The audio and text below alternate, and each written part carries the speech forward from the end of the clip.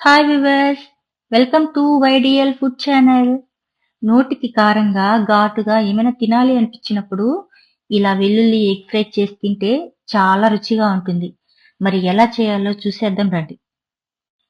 ముందుగా గుడ్లు ఉడకబెట్టుకోవాలి. గుడ్లు ఉడికే లోపు వెల్లుల్లి కారం రెడీ చేసుకుందాము. 1 స్పూన్ కారము, 1 స్పూన్ జీలకర్ర, తగినంత ఉప్పు, 2 వెల్లుల్లి గడ్డలు వేసుకొని మెత్తటి ముద్దలా చేసుకోవాలి. 2 ఉల్లిపాయలు తీసుకొని సన్నగా తరుక్కోవాలి. ఇలా సన్నగా తరిగి పక్కన పెట్టుకొని ఉడికిన గుడ్లను ఒలుచుకొని ఘాట్లు పెట్టి పక్కన పెట్టుకోవాలి.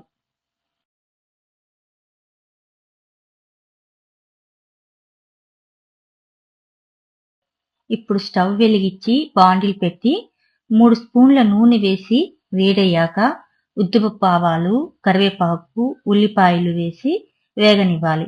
ఇందులోనే ఉప్పు, పసుపు వేయించుకోవాలి.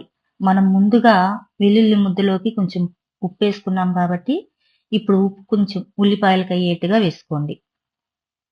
ఉల్లిపాయలు బాగా వేగాక ఇందులోకి వెల్లుల్లి ముద్ద వేసి కలుపుకోవాలి.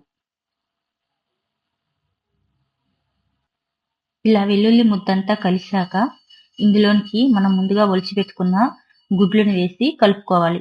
గుడ్లు చితికిపోకుండా మెల్లగా కలుపుకోవాలి. నోటికి రుచిగా ఉండే మన వెల్లుల్లి ఎగ్ ఫ్రై రెడీ అయిపోయిందండి. కొత్తిమీర చల్లి దింపేసుకోవడమే. చాలా టేస్ట్గా ఉంటుందండి.